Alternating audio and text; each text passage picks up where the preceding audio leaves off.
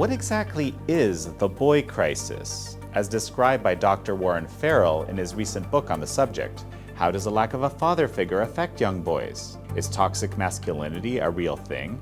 And how does Marxist ideology play into Americans' conceptions of gender roles? This is American Thought Leaders, and I'm Jekielek. Today we sit down with Dr. Warren Farrell, an American educator and prolific author on men's and women's issues. He has the distinction of being the only man in the U.S. to be elected 3 times to the board of the National Organization for Women in New York City. We discuss how growing up without a father in the home affects boys, and how it's connected with a lack of purpose, mental illness, and a propensity for violence. We also explore Dr. Farrell's views on the traditional roles of men, breadwinner in peacetime and warrior in wartime, and how this has shifted in contemporary society, and the impact of that on America and around the world. Dr. Warren Farrell, wonderful to have you on American Thought Leaders. I'm looking forward to being a part of this process. Well, Dr. Farrell, tell me something about fatherhood. On our show here, a number of our folks that have been on the show have actually pointed towards lack of fathers being in the home as being, a crisis of epic proportions in America. Yes. And as I was reading The Boy Crisis, or looking through it, I can't say I read every single word, I was thinking about that. I'm wondering if you could kind of speak to that. Well, that's absolutely to the point. When I started doing the research for The Boy Crisis, I found that in 56 of the largest developed countries, there was boys were having problems. And when I started looking more carefully, I saw that in those largest countries, there was more permission for 2 things. One was divorce, and the other one was the permission for women to have children without being married. And within the framework of those 2 groups, the boys that were having problems were the ones without fathers from divorced families, and the boys without fathers from mother-only families. And so those were the areas. So the fatherlessness was the single biggest predictor of the boy crisis. I basically concluded that the boy crisis resides where fathers do not reside.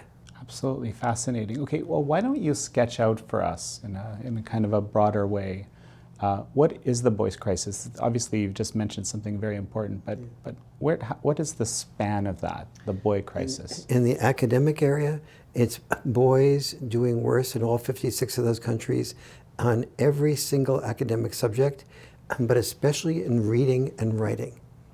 Boys doing worse, and boys are not as academically inclined. And in the United States, there is very minimal vocational education. Okay. So the boys that aren't academically inclined sort of end up feeling a sense of purposelessness. They don't have a mastery of anything. Women aren't interested in guys that don't have a job future. And so they oftentimes feel left out of both love and left out of respect. And so those boys with their testosterone not well channeled, oftentimes channel it destructively, whereas boys with fathers and mothers tend to channel their testosterone constructively. That's absolutely fascinating. So is there something that fathers contribute to the household, and specifically? Is it just that there's a single parent that isn't giving enough attention? Is that the cause? Or is there something that fathers provide in these households where there are fathers that's special and unique? Mothers who are single moms, they are overwhelmed. Overwhelm is the word that mothers who are single moms use all the time. Mm-hmm. And they oftentimes, they're working morning, noon, and night, either with the children or with their work job, and they just feel that they're not doing either one as well as they wish. And so the problem isn't mothers not working hard enough. Mothers work extremely hard, and they're some of the hardest working people in the world. But what the problem is that the more that they nurture and take care of their child, the more oftentimes they protect their child, and they're very sensitive to their every need. And that's very good for the protection part. But boys in particular, girls too, but boys in particular need more than just protection. They need encouragement to try things that are new. They need encouragement to take risks. They need encouragement to do things that are that are the result of boundary enforcement. So So dads, for example, will typically roughhouse a lot more than moms will. Okay. And moms will look at the dads and they'll go, oh my God, I feel like I have just one more child to monitor here. Yeah.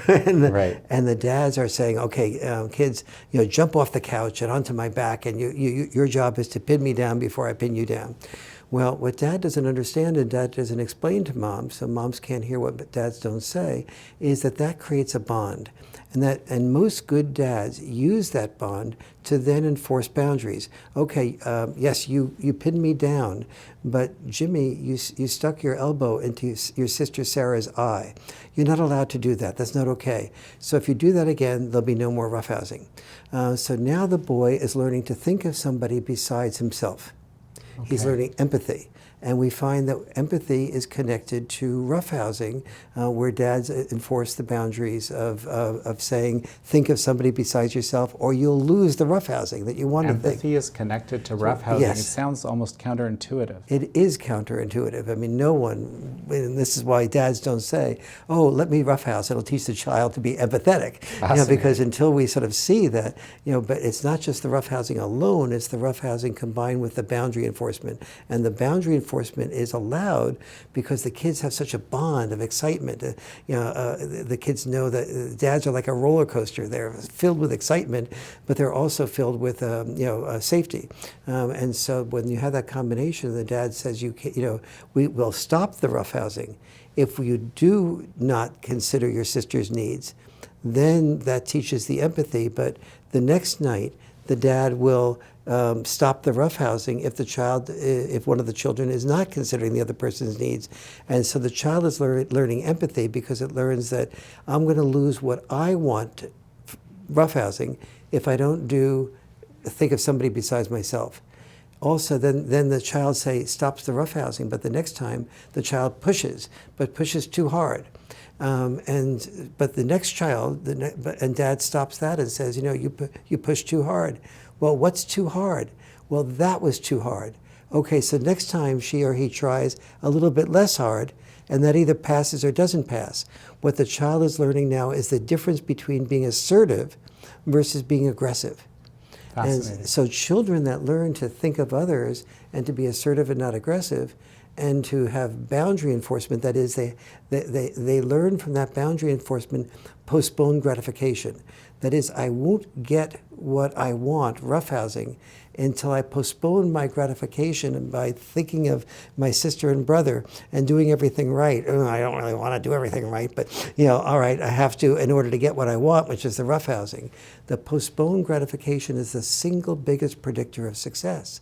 And so when a mom is really sensitive to the kid's needs and the gifts that a child has, and that's beautiful, and what the child's dream is, the child goes if the child doesn't have a dad, the child goes and tries to accomplish that dream, but often doesn't have enough postponed gratification, so it gets distracted by the next text that comes in, the next offer to play a new game, and so it doesn't accomplish what she or he wishes to accomplish. The result is they feel more ashamed of themselves. The teacher doesn't give them praise. The kids don't respect them as well. And when it comes to boy-girl time, girls go out with winners, not losers. So the boy that can't succeed sees that he's not only not respected by his parents, his teachers, and his peers, he's also girls aren't interested in him.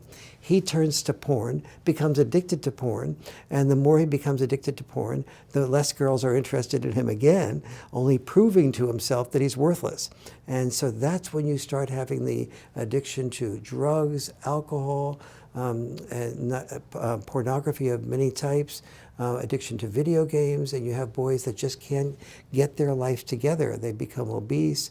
The obesity leads to other sexual problems. They're more likely to move back in with their home, to their parents' home at the age of 30, 35, and then again they feel ashamed of themselves. So this is all, it kind of breeds a kind of self-centeredness that's connected with all of these big problem areas. Yes, what you self-centeredness is a very valid observation. On one level, everyone is self-centered. But what the boy who has a lot of nurturance and protection often learns to think only of his own feelings and not to think of somebody else's feelings, like his sister and his brother, or to have that type of postponed gratification that I mentioned. Okay.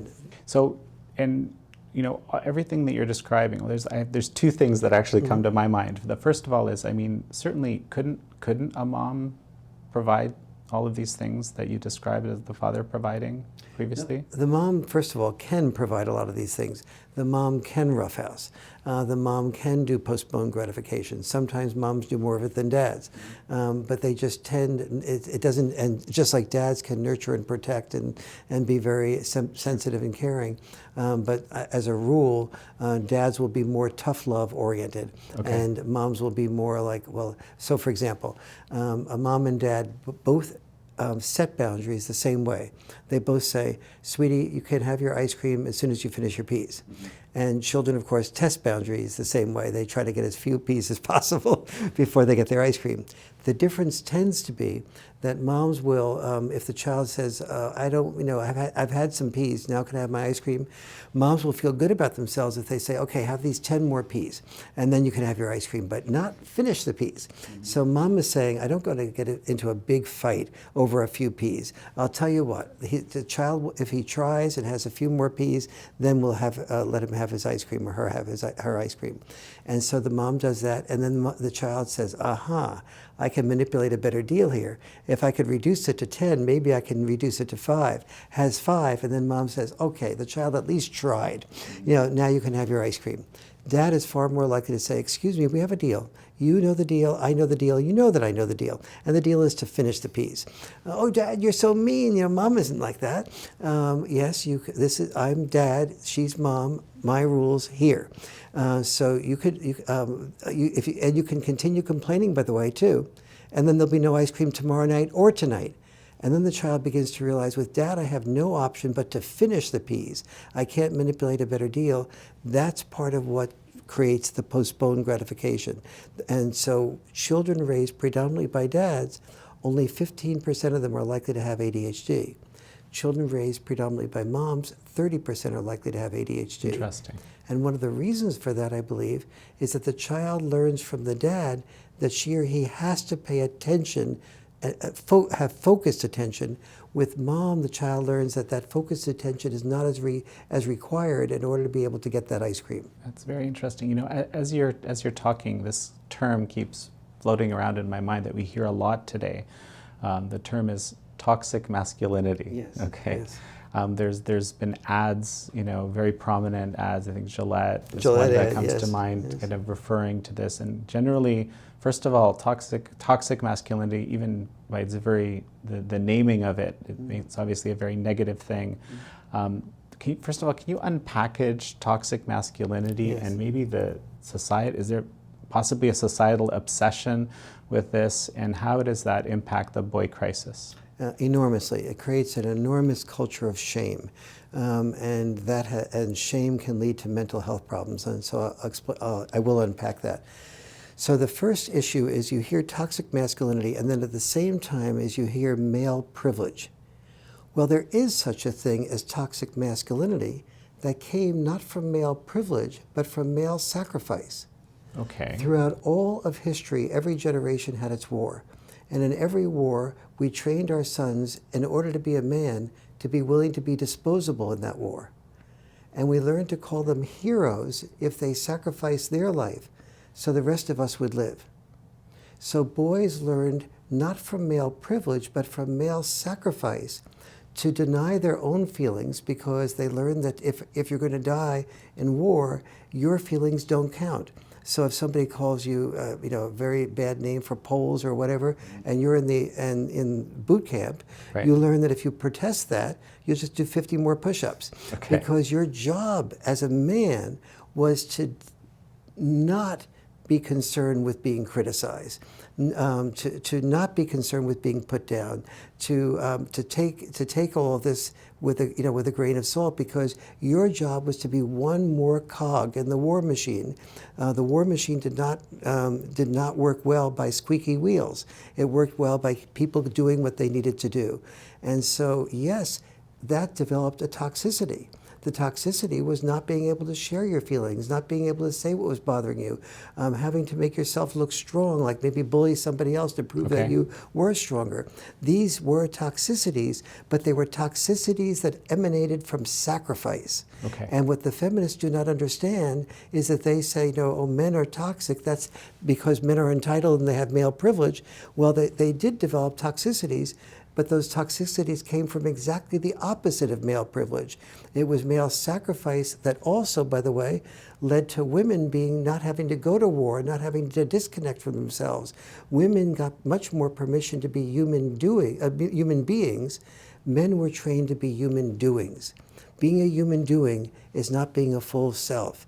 And so historically speaking, there's this enormous difference between heroic intelligence and health intelligence. Heroic intelligence was preparation for a short life. And health intelligence is preparation for a long life. Health intelligence is a preparation for emotional intelligence, to be able to listen to really carefully to people, to draw out the best in them. But if I'm a lawyer and I'm a top-notch lawyer and you're my opposing attorney, and I say, Jan, that was really a brilliant point that you made. I don't think my client has understood that point. Client, do you understand how important that point is that Jan is making? Well, I'd be a great listener, but I'd be a terrible attorney. And so a lot of the qualities that men learn to be successful at work were often inversely related to what it takes to be successful in love. Wow, that's extremely fascinating to me, actually. It's funny, there was a viewer that was commenting that I say fascinating too much, but I just have so many fascinating folks on the show. So, and how is this connected? You mentioned the male privilege. Yes. You know, again, a topic that's discussed a lot and obviously connected deeply, and that comes from let's call it this Marxist approach of oppressor versus oppressed and dividing everything. How does that fit in? A lot. First of all, you mentioned the Marxist approach, which is right on target. Here's what happened. As many viewers may or may not know, I was on the board of directors of the National Organization for Women in New York City, and it was for quite a while. I think it's fair to say the world's leading male feminist. And so I was there at the beginning of the process of the feminist movement in the 1960s. And so I saw that we in the feminist movement, what we did is we had the heritage of the civil rights movement where there was oppressors and oppressed. And then a lot of the early feminists, my friends and so on, they were quite left in their orientation and very tuned into Marxism. And Marxism had the people that earned more money were the oppressors and people that earned less money were the oppressed. And so then we went over to men and women, and it seemed like men on average earned more money than women did. So we called them the oppressors and women the oppressed. We said the men had privilege. We took that Marxist hierarchical framework and the civil rights hierarchical framework, and we misunderstood it. To not understand that, historically speaking, the world was not about patriarchy and privilege. The world was about the need to survive. And to survive, both mothers and fathers had obligations and responsibilities. Mothers risked their lives in childbirth, and dads risked their lives in war to protect the children that women bore. And so we had this, both sexes had roles that risked their lives, but both sexes had the same goals. And the goals was, I will do what I need to do to sacrifice myself in order to make my children's lives better than mine.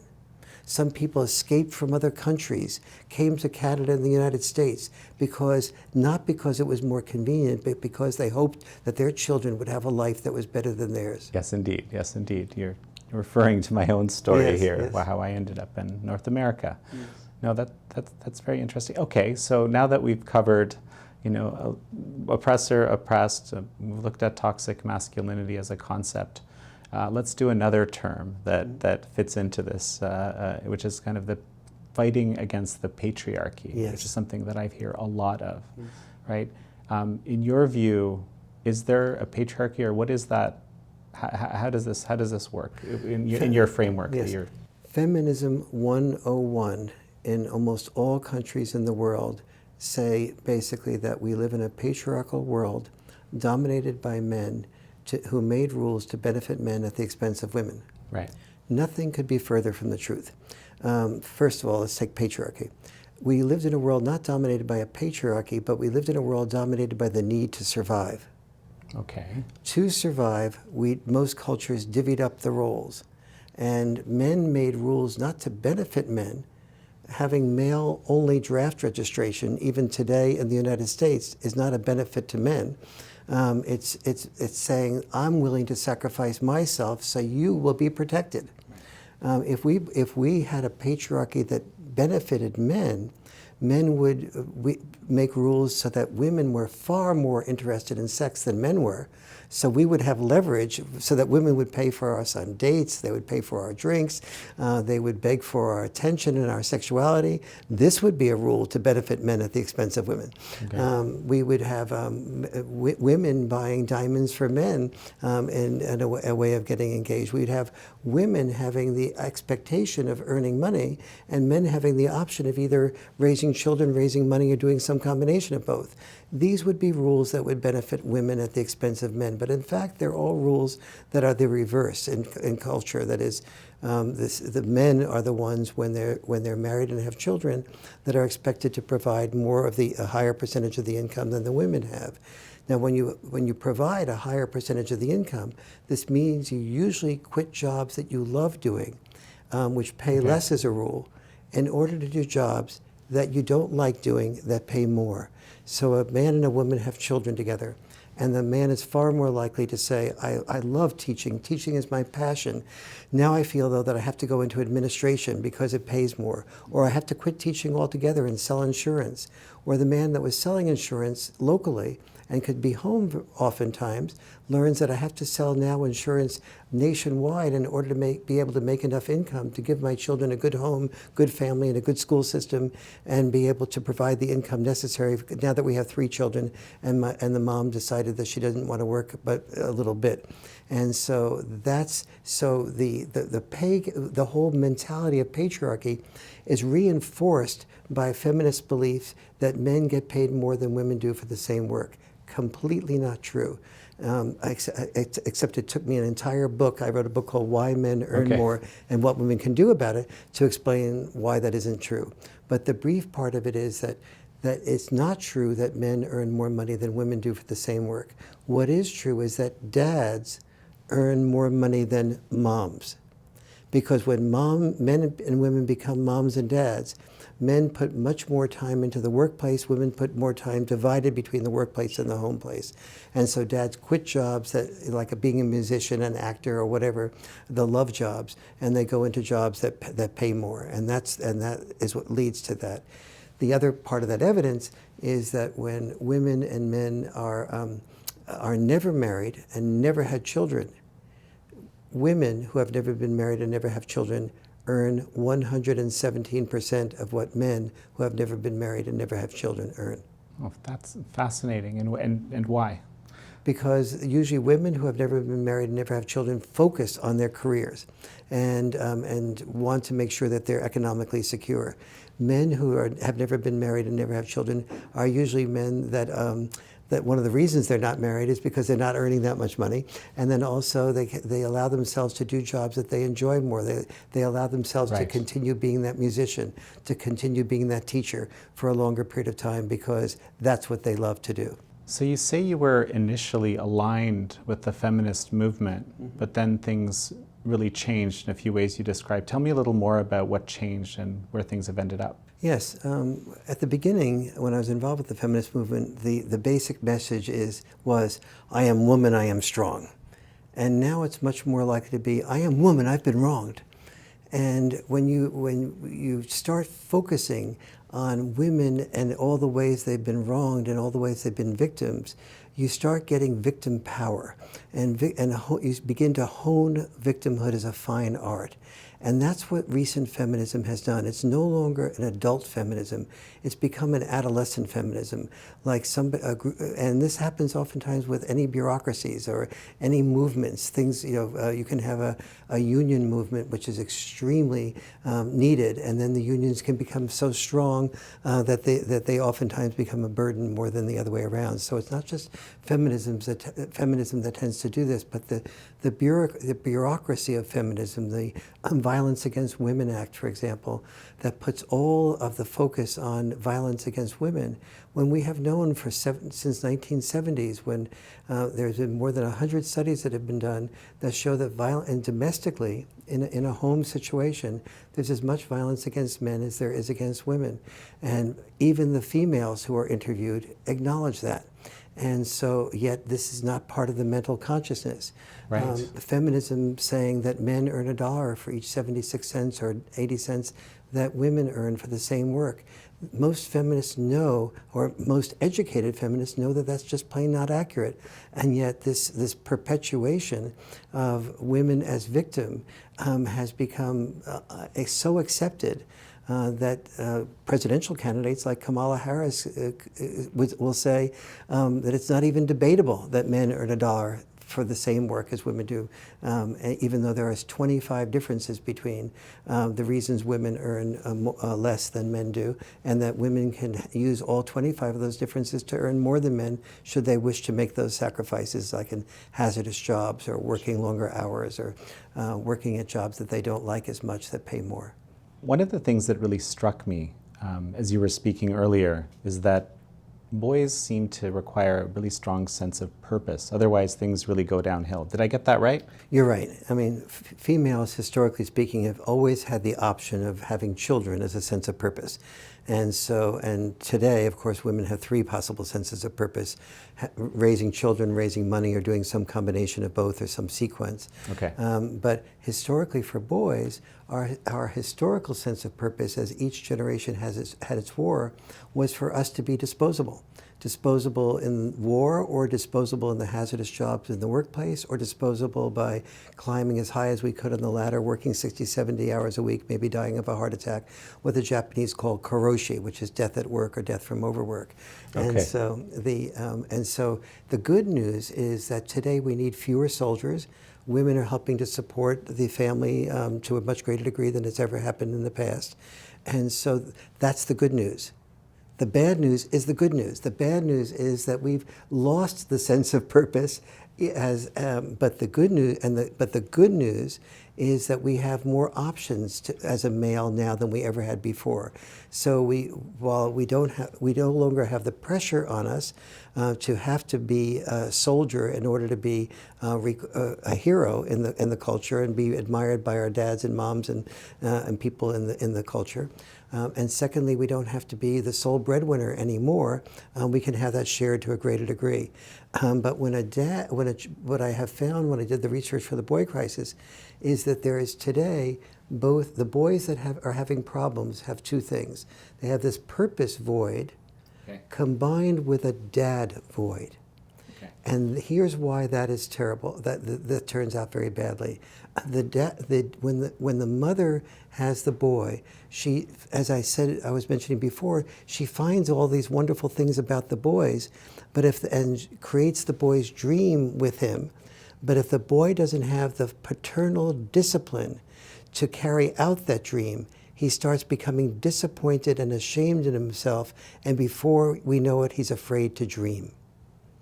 And that really damages the boy's psyche. And so this is, secondly, the boy without a dad doesn't have a role model. A woman, a female being raised in a female-dominated home or with a single mother, she at least has a same-sex role model. Okay. And she has more social permission to ask for help, express her feelings, complain and cry. The boy has less permission to ask for help, express his feelings, complain and cry, and doesn't have a male role model. In divorce cases, it's often worse. 2 other things are often happening. The boy will sometimes hear negative things about the dad from the mom, and he'll look in the mirror and say, well, gee, if my dad is a liar, irresponsible, and maybe a thief or a narcissist, maybe I'm that too. I am looking in the mirror after all. And so the boy begins to sort of feel really badly about himself if there's any bad mouthing that goes on after divorce. Secondly, after divorce, whether it's true or not, many boys feel that they are abandoned by their dad. And especially when the father may quietly be in law court fighting to be more involved with the dad is oftentimes not wanting to say that he's in law court fighting, and so the boy then feels abandoned by the dad, combined with hearing the negative things about the dad. So, you seem to put men and women in quite distinct camps, let's just say, right? Very male characteristics, female characteristics, strong tendencies. We're hearing a lot, again, in the media and so forth about gender fluidity. There's a unlimited number of genders, and the traditional way of thinking about men and women doesn't apply. How does that fit into what you're discussing? Yes, men and both are. Sometimes people will say to me, "What is it, nature or nurture?" And I say yes, and they go, "What? Well, wait a minute. What do you mean yes? Is it nature or nurture?" And I go, "Well, it's about 70% nature and about 70% nurture." And they go, "Your math is really bad." But the truth is that we have in our biological inheritance, we have many mechanisms for adaptation. We have something called the rostral cingulate zone in our brain, which every time we get approval from social approval, we respond by trying to do more of what gives us social approval. So that's both biological and it's also social.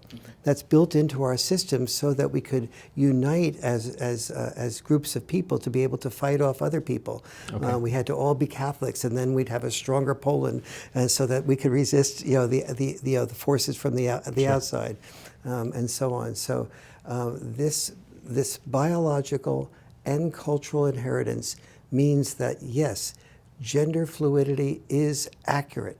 There is such a thing as gender fluidity. If you start getting a lot of people saying, we respect women more than men, and and trans kids will be the new type of honored child, we will have many more people move from male to female, and to be trans and be whatever the society tells them is honored at that point in history.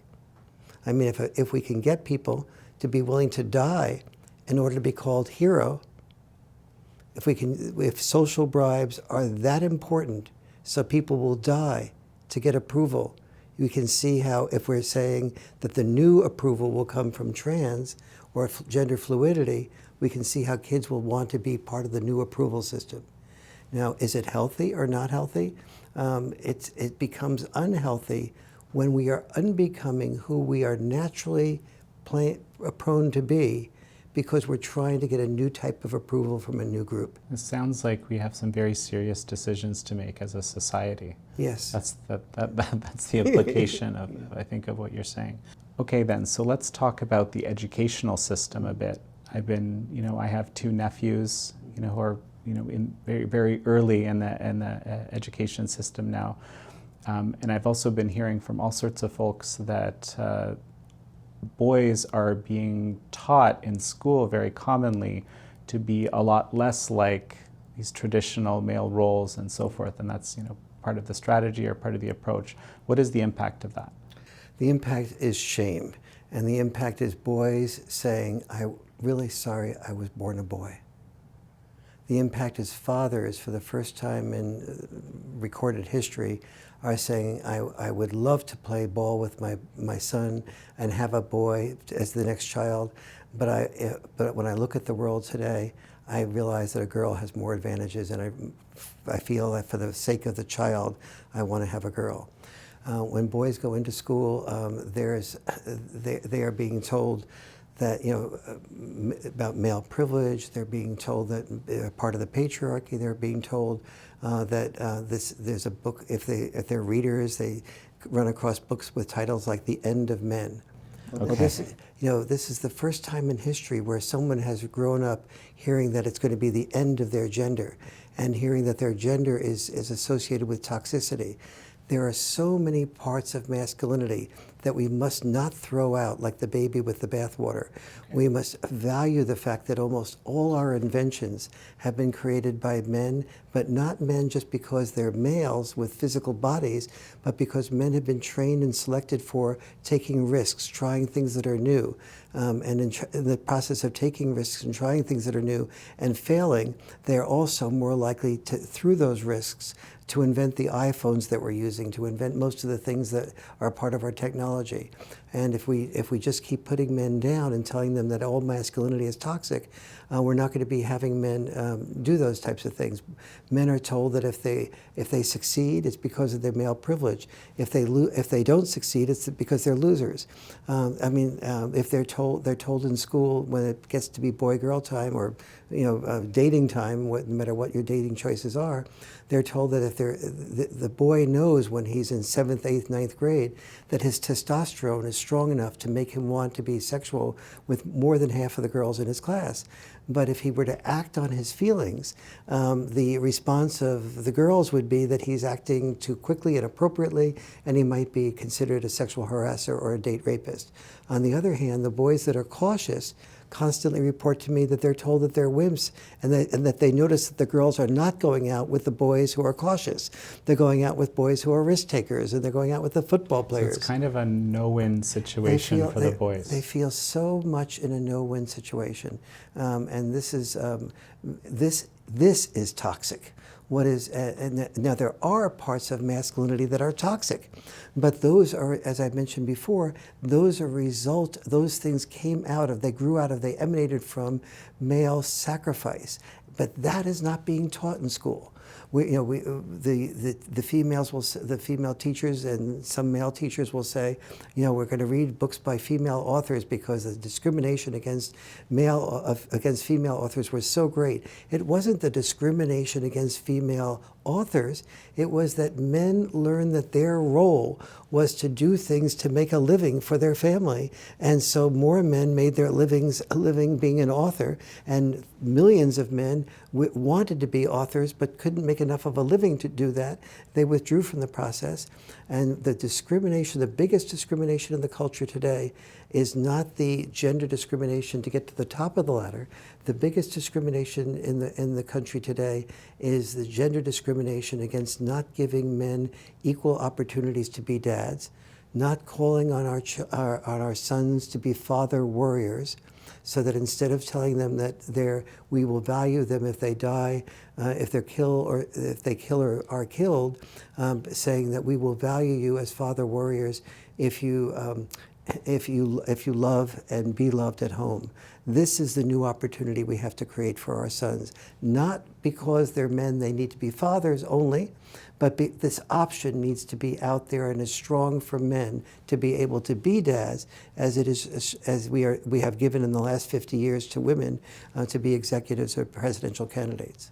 Yeah, and so, as you're speaking, I'm thinking, there's no reason women couldn't be in the society today, play all those roles, be the risk taker, try that job, so forth. So is this simply because the roles have changed sufficiently where women are playing much more of a male role? They're kind of playing both roles. They're playing both roles, but they're not completely playing the male role even as they're complaining about it. So for example, girls in school are not being taught sex is good in many respects, and girls, if you want to choose, you have a responsibility to ask men out and pay for men and to pick them up as often as they ask you out, pay for you and pick you up.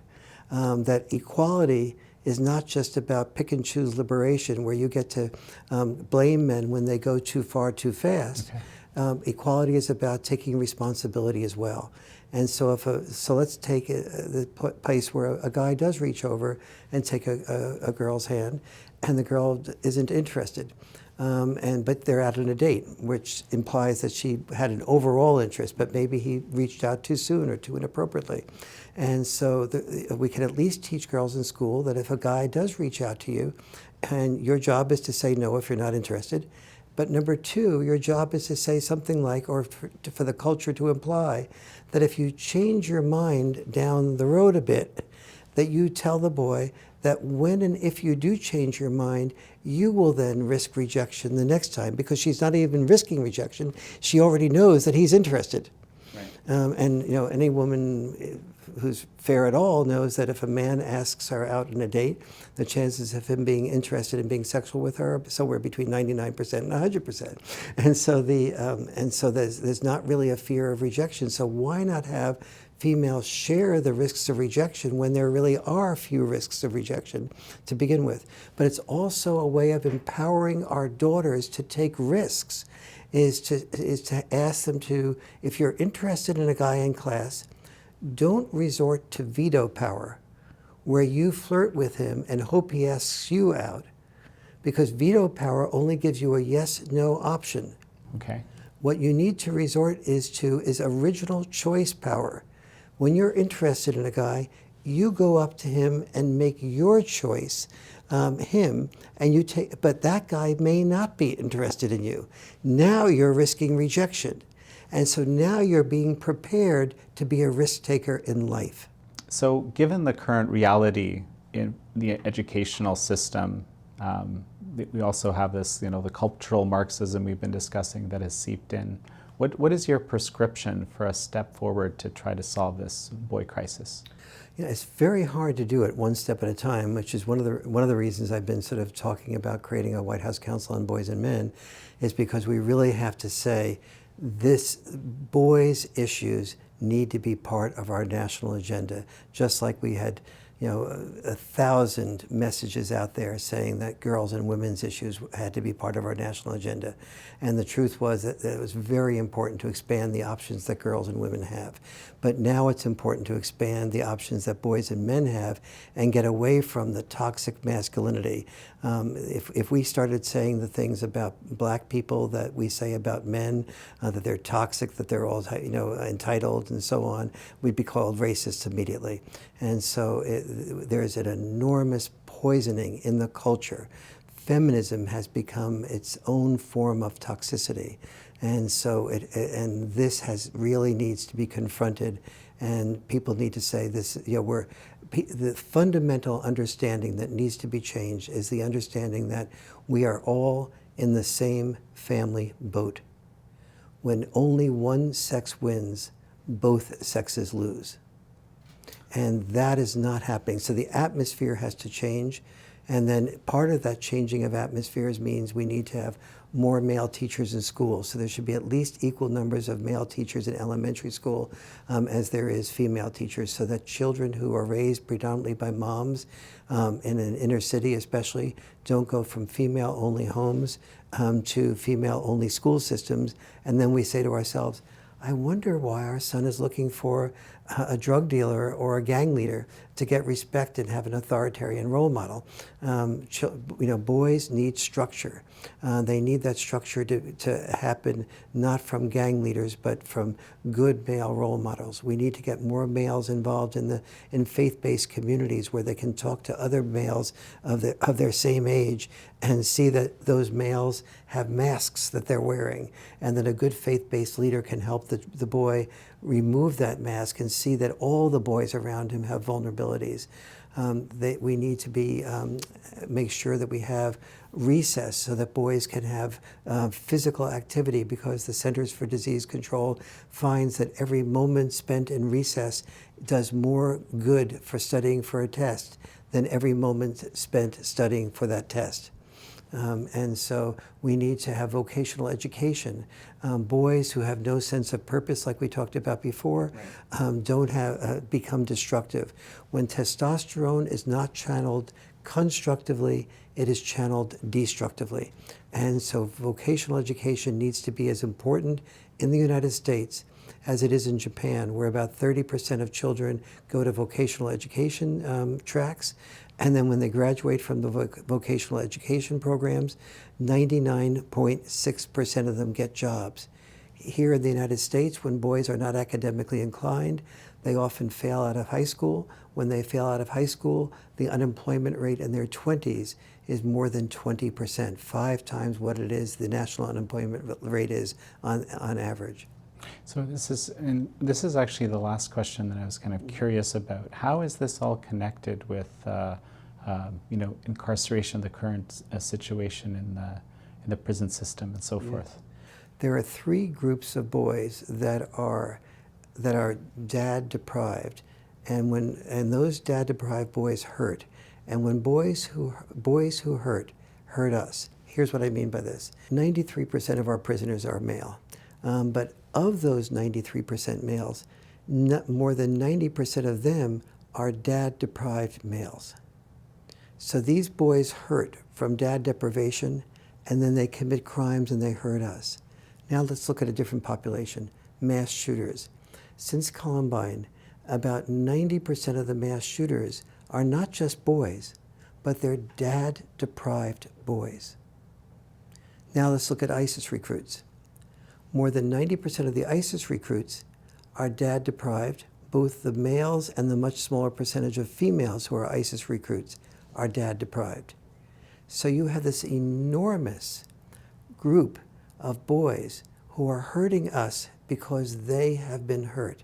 They haven't had their testosterone channeled well. They're trying to get attention in one way or the other, depending on their community and their culture. They may be in an inner city area and they need to, they feel that they kill somebody that robbed them of part of their territory to sell drugs. They may be in any number of situations for different reasons. They feel like they've been a loser at school, that nobody's paying attention to them, but their mom and dad have told them that they're a very sensitive boy. And if they have a mom only and they haven't had a chance to sort of do some of that postponed gratification, they end up feeling ashamed of themselves, and at some point they say, I'll get people to wish that they paid attention to me and valued me. So, you know, there's a term that you've used as well, and we'll kind of wrap up shortly, I think. But there's this term that you've used, a warrior. Is it? I can't Father remember. warrior. Father Yes. warriors, Yes. right? So this is also part of your prescription, as I Yes. understand it. So, what is a father warrior, and how does Yes. this fit in? Part of the new message I want to send to our culture is that we need fathers desperately. But there's discrimination in the culture against fathers. When there's divorces, fathers have to fight to be involved with the children equally oftentimes, while women are oftentimes seen as having the right to the children. There's not a culture that we see advertisements on TV where the father is a bumbling jerk or whatever. And so we have to overcome those barriers.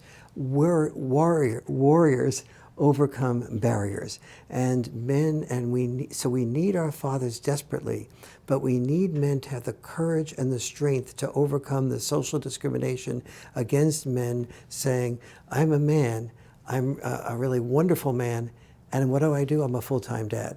Now, this doesn't mean that all men should be full-time dads.